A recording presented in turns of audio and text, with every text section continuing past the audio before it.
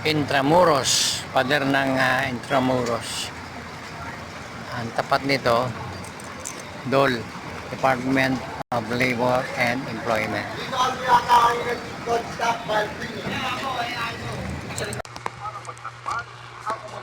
Ang sa bayan, sisinatong ko naman, ipinagpapasigyosaan para magtakpan ang umuling pagtunakaw sa bayan.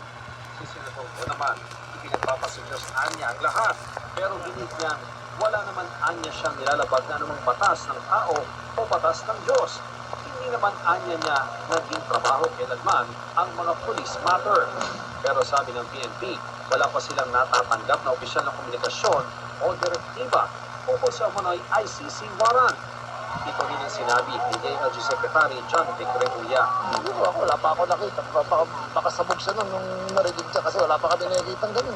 We're always prepared. Pero yung mga ganong klaseng pronouncements, delikado yan. Tinalaga naman ang Malacanang ang sinabi ni Congressman Duterte na ginagamit ng administrasyon ng ICC sa mga kalaban sa politika. Huwag natin kalimutan na yung kaso na sampa ito 2017 pa. So, hindi ito nile-weaponize. Kinakailangan lamang po na matugunan din ang hiling ng mga kababayan natin. Kung may kailangan managot, dapat na managot.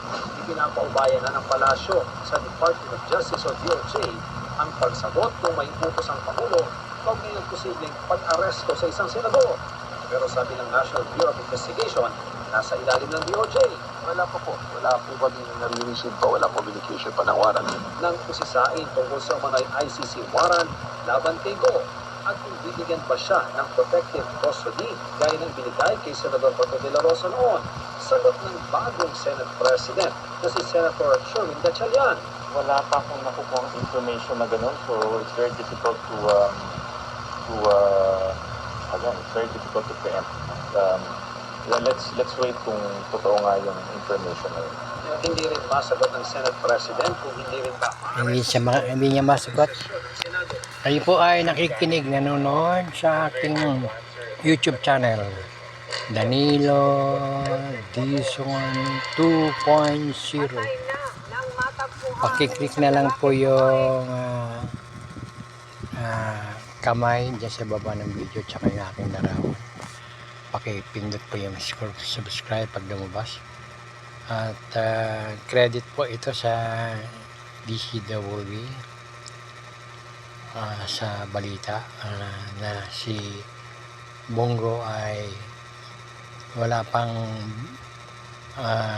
kasiguraduhan na huliin siya o kung meron ng oro de baril. So hanggang sa muli po, good day and God bless.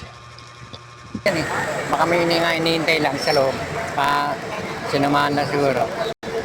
Bukas na yung pinto.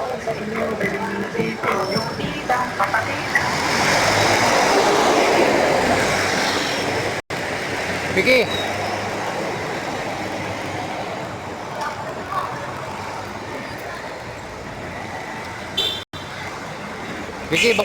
Vicky, bukas na. Pasok ka na.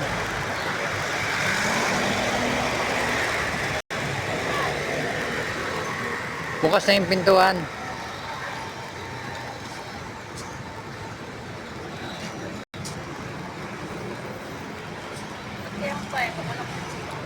Ayun, tinanungan natin ha.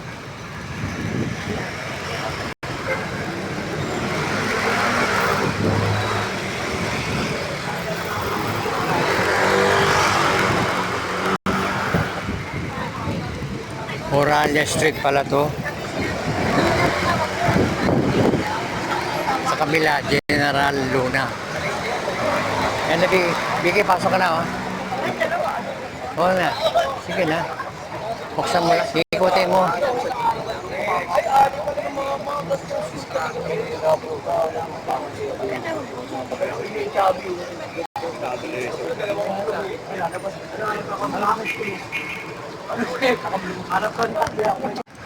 Intramuros, pader ng Intramuros. Ang tapat nito, DOL, Department of Labor and Employment.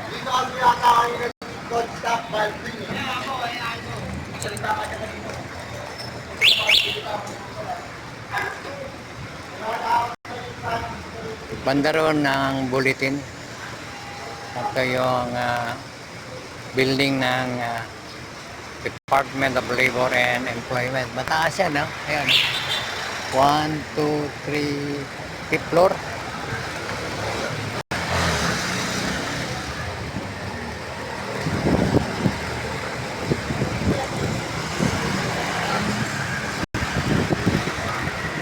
Ito yung pasukan ng mga sasakyan galing ng Burgos.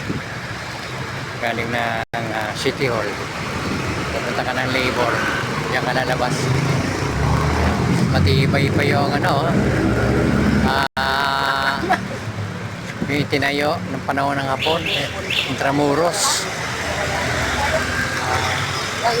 Dito nagtago yung mga Amerikano noon. Yung mga Amerikano. Nahanap sila ng Hapon.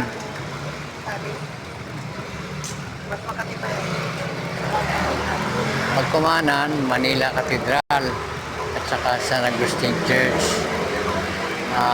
Yung pagkumanan dito, General Luna Street. Sa kaliwa, Rizal Park. Pag lumabas ka dyan, sa ilalim na yan, papuntang Rizal Park. Dito naman, pamantasan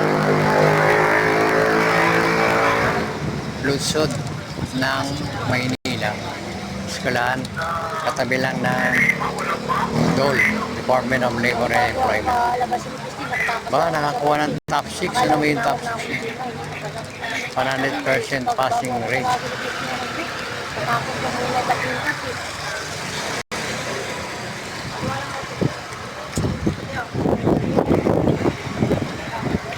Ito yung pasukan, kusina. Parang hindi pa nagpapasok. Alaw ni Melia yata ang pasok. Alaw ni Melia nagpapasok. Kasara yung pintuan.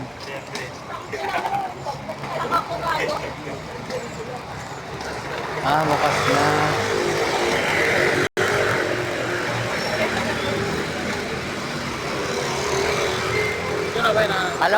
Anong oras ba pasok? Kanina nakasara eh. Baka ngayon, bukas na. Alaw na na. Bakit sila nag-imitran sila anong kinukuha nila? Baka may hinihintay lang yan eh. Baka may hinihintay lang sa loob. Sinamahan na siguro. Bukas na yung pinto.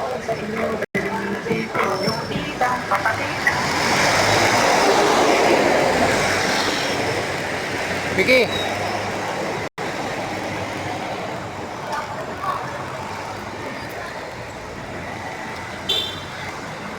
Vicky, bukas na. Pasok ka na.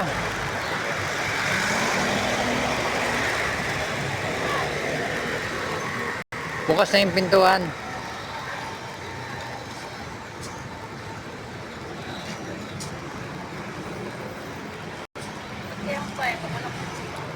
Ayun, tinanongan natin ha.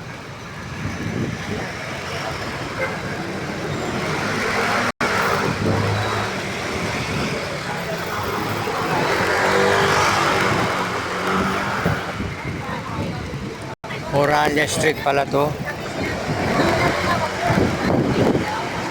Sa kabila, General Luna. Yan na, Vicky, pasok ka na, oh.